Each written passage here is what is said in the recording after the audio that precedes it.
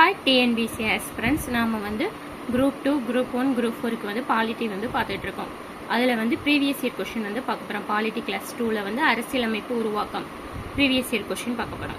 First question என்னதுன்னா, இந்திய அரசியலமைப்பு இயற்ற எத்தனை வருஷம், எத்தனை மாதம், எத்தனை டேஸ்ன்னு கேட்டிருந்தாங்க. அதில் வந்து 2 வருஷம் 11 மாதம் 17 நாட்கள், இல்லைனா இன்னொரு ஆப்ஷன் 18 நாட்கள், 17 நாள் 18 நாள், ரெண்டில் எது இருக்கோ அதை வந்து போட்டுக்கோங்க. நெக்ஸ்ட் கொஸ்டின் என்னதுன்னா, இந்திய அரசியலமைப்பு எப்போது வந்து ஏற்றுக்கொள்ளப்பட்டதுன்னு கேட்டிருக்காங்க. எப்போது ஏற்றுக்கொள்ளப்பட்டது? 1949 நவம்பர் 26. மூணாவது கொஸ்டின் என்னதுன்னா, மைய அரசு வலிமை குறைவாகவும் மாநில அரசு அதிகமான சுதந்திரத்துக்கு செயல்படுறதுக்கு எந்த குழு அப்படின்னு சொல்லி கேட்டாங்க. 1946ஆம் ஆண்டு கேபினெட் மிஷன், அதாவது அமைச்சரவை தூதுக்குழு தான் இதுக்கு ஆன்சர். தேசிய கொடி வந்து எப்போது வந்து ஏற்றுக்கொள்ளப்பட்டது அப்படின்னு சொல்லி கொஸ்டின் கேட்டிருந்தாங்க. ஆன்சர் என்னதுன்னா 22 ஜூலை 1947. சுதந்திர தினத்துக்கு முன்னாடியே தேசிய கொடியை ஏற்றுக்கொள்ளப்பட்டது. 5th கொஸ்டின் என்னதுன்னா, இந்திய அரசியலமைப்பு வரைவு குழுவின் தலைவர் யாருன்னு சொல்லி கேட்டாங்க. ஆன்சர் என்னது? டாக்டர் BR அம்பேத்கர் தான் வரைவு குழுவின் தலைவர். அவருக்கு நிறைய சிறப்பு பெயர்கள் இருக்கு.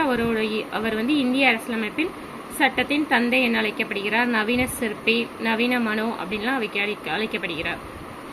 6வது கொஸ்டின் என்னதுன்னா, சுதந்திர இந்தியாவிற்குள் ஒரு அரசியலமைப்பு வேண்டும் என ஃபர்ஸ்ட் பரிந்துரை பண்ணது யாருன்னா MN ராய் தான் ஃபர்ஸ்ட் பரிந்துரை பண்ணியிருக்காரு. 7th கொஸ்டின் என்னதுன்னா, 1946 டிசம்பர் 9 ஃபர்ஸ்ட் கூட்டத்துக்கு, அதாவது இந்திய அரசியலமைப்பு ஸ்டார்ட் பண்ணியிருப்பாங்களா, அதில் ஃபர்ஸ்ட் கூட்டம் நடந்திருக்கும். எப்போ? 1946 டிசம்பர் 9. அதற்கு தலைமை வகித்தவர் யாருன்னு சொல்லி கேட்டாங்க. டாக்டர் சச்சிதானந்த சின்ஹா. அவர் வந்து மூத்த உறுப்பினராக இருப்பார், அதனால அவரை தேர்ந்தெடுப்பாங்க. அதுவும் தற்காலிக தலைவராக தான் தேர்ந்தெடுப்பாங்க. அதுவும் பார்த்துக்கோங்க, அதுவும் கொஸ்டின் கேட்டிருக்காங்க. 8வது கொஸ்டின் என்னதுன்னா, 1940 ஆகஸ்ட் நன்கொடை இருக்குதுல்ல, அதுக்கு வந்து தலைமை வகித்தவர் யாருன்னா லின்லித்கோ பிரபு. தேசிய கீதத்தை வந்து எப்போ ஏற்றுக்கொள்ளப்பட்டதுன்னு பார்த்தோம்னா, இந்திய தேசிய கீதம் வந்து ஜனகணமன, அது வந்து 24 ஜனவரி 1950. தேசிய கொடி எப்போ ஏற்றுக்கொள்ளப்பட்டது? 22 ஜூலை 1947. இந்த தேசிய கீதம் எப்போது? ஜனவரி 1950 24, அதாவது குடியரசு தினத்துக்கு 2 days முன்னாடி. 10வது கொஸ்டின் என்னதுன்னா, அரசியலமைப்பு அப்படிங்கிற கருத்தாக்கம் ஃபர்ஸ்ட் எந்த நாட்டில இருந்து நம்ம எடுத்திருக்கோம்னா அமெரிக்காவில் தான் ஃபர்ஸ்ட் இது பண்ணாங்க. கூற்று காரணம் கேட்டிருக்காங்க. அது என்னன்னு பார்க்கலாமா? கூற்று A, அரசியலமைப்பு நிர்ணய சட்டத்தின்படி மாநில சட்டமன்றத்தின் உறுப்பினர்கள் மறைமுகமாக தேர்ந்தெடுக்கப்படுகிறாங்க. கரெக்ட் தானே? மறைமுகமாக தானே தேர்ந்தெடுக்கிறாங்க.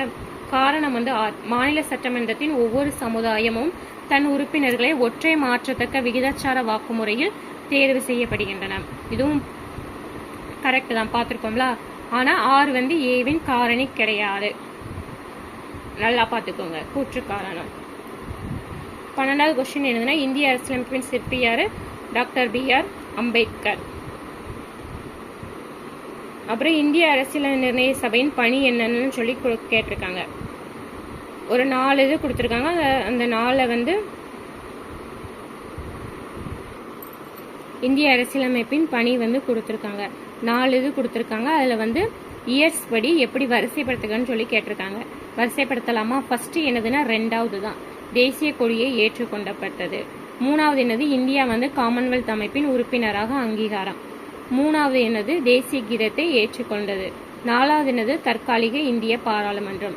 இதெல்லாம் ஆல்ரெடி பார்த்துருக்கோம், அதனால இந்த இயர்ஸ் எல்லாம் நீங்க வந்து கமெண்ட் பண்ணுங்க. ஒரு டைம் பார்த்துக்கோங்க. இந்தியாவின் காமன்வெல்த் அமைப்பின் உறுப்பினராக அங்கீகாரம். ஃபர்ஸ்ட் என்னது? தேசிய கொடியை ஏற்றுக்கொண்டது. செகண்ட் என்னது? இது. தேர்ட் என்னது? தேசிய கீதத்தை ஏற்றுக்கொண்டது. 4th என்னது? தற்காலிக இந்திய பாராளுமன்றம். இதோட இயர் டேட் எல்லாம் நீங்க வந்து கமெண்ட் பண்ணுங்க. ஆல்ரெடி நம்ம இதை வந்து பார்த்துருக்கோம் பாலிட்டி கிளாஸ்ல. நெக்ஸ்ட் கொஸ்டின் என்னன்னு பார்க்கலாமா? அதாவது 4th கொஸ்டின் நடைமுறை, அதாவது குழுக்கள் வந்து பார்த்தோம்ல, ஒரு 23 குழுக்கள், பெரிய குழுக்கள், சிறிய குழுக்கள், அதுல இருந்தா கொஸ்டின் கேட்டிருக்காங்க. நடைமுறைகள் விதிகள் குழு வந்து டாக்டர் ராஜேந்திர பிரசாத். ஒன்றிய அரசமைப்பு குழு வந்து ஜவஹர்லால் நேரு. அதே மாதிரி மாநிலங்களுக்கான குழுவும் ஜவஹர்லால் நேரு. அடிப்படை உரிமைக்கான ஆலோசனை குழு JB கிருபாலனி. இது சர்தார் வல்லபாய் பட்டேல் இருப்பாரு. அவருக்கு கீழே 4 ஆலோசனை குழு உருவாக்கியிருப்பாரு. அதுல ஒரு குழு தான் இது. நல்லா பார்த்துக்கோங்க. பகுதி என்னெல்லாம் கொடுத்துருக்காங்க, அது என்னெல்லான்னு பார்க்கலாமா? பகுதி வந்து 15 வந்து தேர்தல், பகுதி 14 வந்து மத்திய மற்றும் மாநில பகுதிகள், அதில் பகுதி 14A என்னது தீர்ப்பாயம், பகுதி 18 என்னது நெருக்கடி நிலைகள், பகுதி 20 என்னது அரசியலமைப்பு சட்ட திருத்தம். நீங்கள் வந்து பகுதிகள், அட்டவணைகள், சரத்துகள், இம்பார்ட்டன்ஸான சரத்துக்கள் எல்லாம் நல்லா டீட்டெயிலாக பார்த்துக்கோங்க. நெக்ஸ்ட் கூற்று காரணம் பார்க்கலாமா? கூற்று வந்து டாக்டர் BR அம்பேத்கர் இந்திய அரசியலமைப்பு சபையின் அரசியலமைப்பு சட்ட வடிவமைப்பு குழுவின் தலைவர். கரெக்ட்.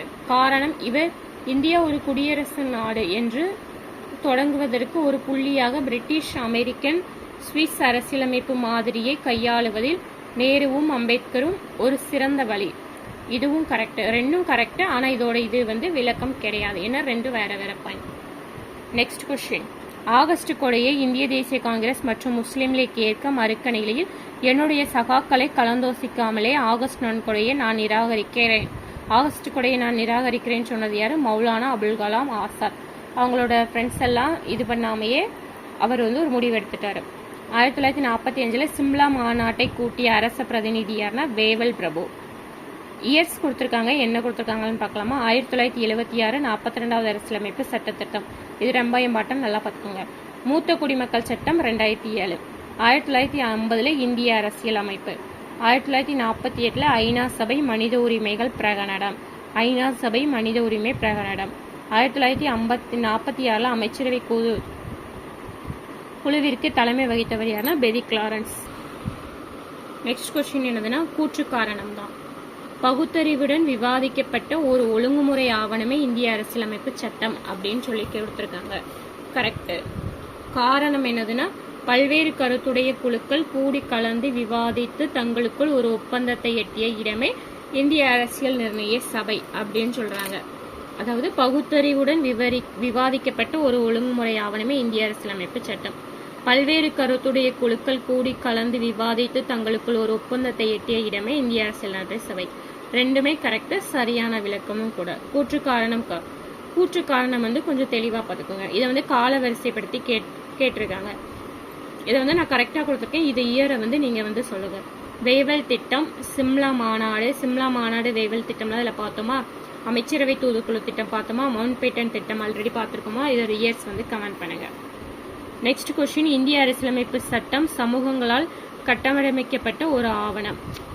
இந்திய அரசியலமைப்பு சட்டம் என்பது எழுதப்படாத மரபுகளும் வழக்காறுகளும். எழுதப்பட்டது தானே, அப்ப அது ராங் தானே. இந்திய அரசியலமைப்பு சட்டம் என்பது பாராளுமன்றத்தாலும் நீதிமன்றத்தாலும் உரை விளக்கம் செய்யப்படும் ஒரு பணிவல். ஏன்னா பாராளுமன்றத்திலையும் நீதிமன்றத்திலையும் விளக்கம் கொடுப்பாங்களா? கரெக்ட். இது மட்டும் தப்பு, எழுதப்படாதானா எழுதப்பட்டது தானே. நெக்ஸ்ட் வந்து ஒரு கூற்று காரணம் தான். இந்திய அரசியலமைப்பு சட்டம் முழுமையான கூட்டாட்சி அரசியலமைப்பு அல்ல. ஆமா, ஏன்னா ஒரு அரைகுறை கூட்டாட்சி நாடு தானே. அமைப்பு செயல் சமநிலையானது ஒன்றியத்தின் வலிமைக்கு சாதகம். ரெண்டுமே கரெக்ட், சரியான விளக்கமும் கூட. 25 என்னதுன்னா அமைச்சரவை தூதுக்குழு திட்டத்தை பத்தி காந்தி என்ன சொல்றாருன்னா, அன்றைய கால சூழலில் கொண்டு வரப்பட்ட ஒரு உன்னதமான திட்டம் அமைச்சரவை தூதுக்குழு திட்டத்தை பெருமையா தான் காந்தி வந்து சொல்லியிருக்காரு. இந்தியா இறையாண்மை கொண்ட நாடு தானே. அந்த இறையாண்மை வந்து எப்போ அந்த வேடை இது பண்ணாங்கன்னா 15 ஆகஸ்ட் 1947. 27வது கொஸ்டின் என்னதுன்னா, இந்திய மக்களுக்கு அதிகாரத்தை ஒப்படைக்க போகிறோம் என்ற தகவலை பொதுமக்கள் சபையில் அறிவித்தவர் யாருன்னா பிரதமர் அட்லி. அட்லி தான் இந்திய மக்களுக்கு அதிகாரத்தை ஒப்படைக்க போகிறோம் அப்படின்னு சொல்லியிருக்காரு. 1946 அமைச்சரவை தூதுக்குழுவின் உறுப்பினராக இருந்தது இந்தியா வந்தனர் யாருன்னா 3 பேர் வந்து அமைச்சரவை தூதுக்குழுவின் உறுப்பினராக இருப்பாங்க. பெரிக் லாரன்ஸ் பிரபு, sir Stafford Krebs, AV Alexander. இதுல பெரிக் லாரன்ஸ் தான் தலைவர். 1947 மார்ச்ல மவுண்ட் பேட்டன் வேவல் என்பவருக்கு மாற்றாக இந்திய வைஸ்ராயாக பொறுப்பேற்றார். யாருக்கு? வேவலுக்கு மாற்றாக இந்திய வைஸ்ராயா பொறுப்பேற்றது யாருன்னா Mountbatten. Previous year question வந்து நல்லா அனலைசிஸ் பண்ணி பார்த்துக்கோங்க. தேங்க்யூ ஃபார் வாட்சிங். இதே மாதிரி இந்த சேனல் வீடியோ பார்க்க சப்ஸ்கிரைப் பண்ணி லைக் பண்ணிட்டு பாருங்க.